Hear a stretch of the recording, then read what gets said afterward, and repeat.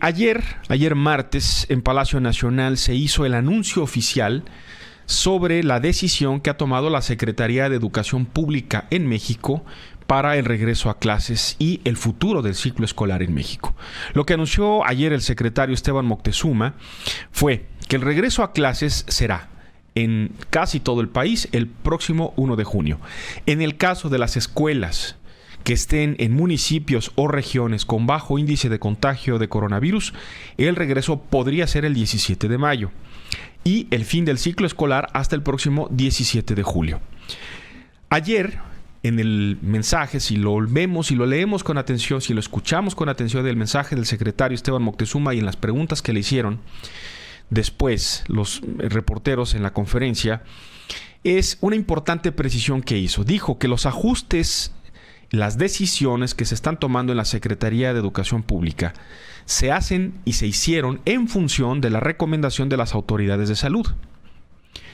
Ayer mismo, por la tarde-noche, o sea, unas horas después, no pasaron ni 12 horas, digamos, de que se anunció esto del ciclo escolar, en la conferencia de prensa de la Secretaría de Salud, que encabeza el subsecretario y vocero del tema COVID-19, de la pandemia COVID-19 para el gobierno federal, Hugo López-Gatell, habla de la posibilidad de que el reinicio de clases no sea en junio.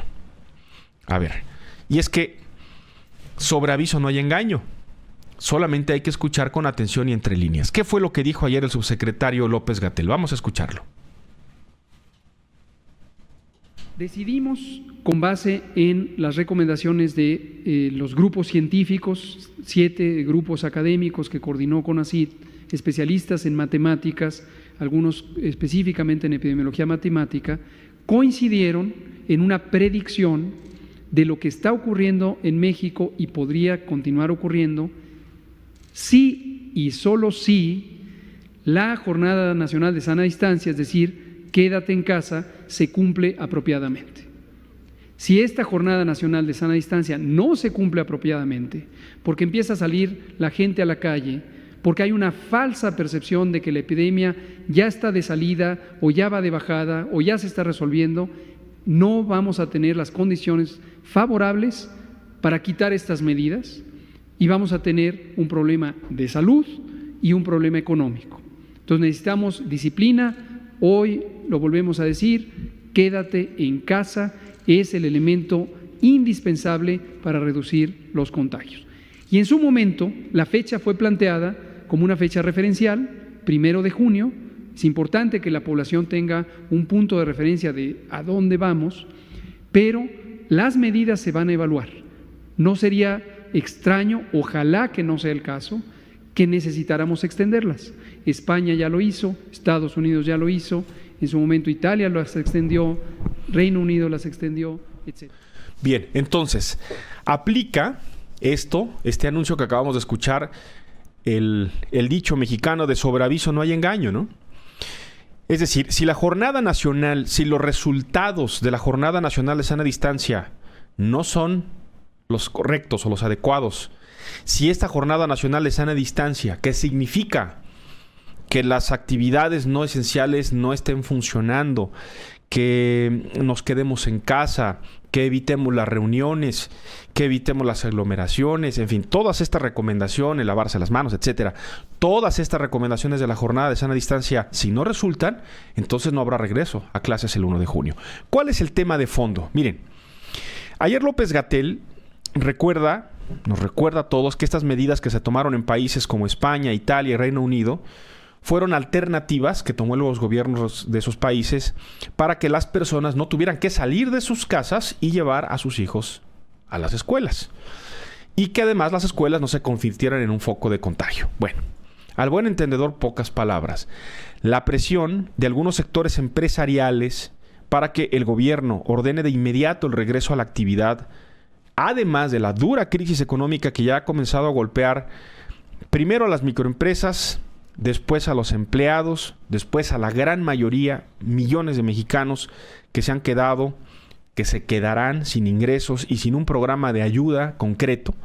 Bueno, pues entonces todo esto se suma para impulsar y empujar todos de alguna manera el famoso reinicio de clases. ¿Qué significa cuando hay regreso a clases? Significa el regreso del resto de las actividades, ¿sí? Por lo menos todo lo que gira alrededor a las clases. Entonces, los últimos datos de la Secretaría de Salud, ¿qué indican? Pues que la población que estaba en aislamiento se salió de sus casas. Esto que nos han venido ustedes mismos reportando a través de las redes sociales, de los mensajes. Oye, aquí estaba la gente guardada 15 días, 2 semanas. Terminó las vacaciones de Semana Santa y de regreso a la actividad, y ahí está la gente en las calles. ¿Está pasando? Sí está pasando. ¿Se está reflejando en los números? Sí se está reflejando en los números, y no son buenos. Para finales de junio, dijo López-Gatell, habrá pasado la pandemia. ¿No lo dijo? Sí.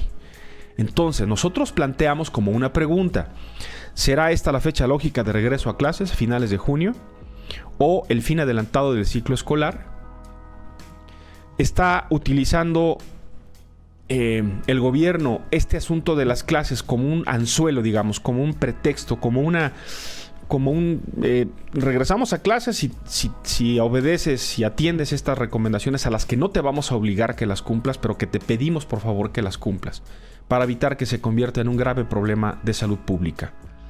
Y nosotros planteamos, y aquí lo planteamos públicamente, ¿no será el momento acaso para definir de una vez por todas la suspensión del ciclo escolar? Y como pasó en Italia, como pasó en España, se decidió que todos los niños, todos los estudiantes pasan de grado, y se hace la planeación. En este momento se concentra el esfuerzo del gobierno en atender el tema de salud, después el muy complicado tema económico, para que venga con más tiempo la planificación de un ciclo escolar en donde hay que regularizar 2 grados, ¿no? El que se pasó y no se cumplió completo, y el que se está cursando. Me están preguntando qué opino de los programas que se transmiten por televisión o por internet. Bueno, pues me parece que la respuesta la tienen todos ustedes, papás, mamás, estudiantes en casa, con toda esta incertidumbre de qué hacer con las tareas, los trabajos, etcétera, ¿no? En el entendido de que los programas por televisión son de apoyo, y lo que hay que hacer es estudiar sobre el libro de texto. Nosotros lo planteamos como una pregunta.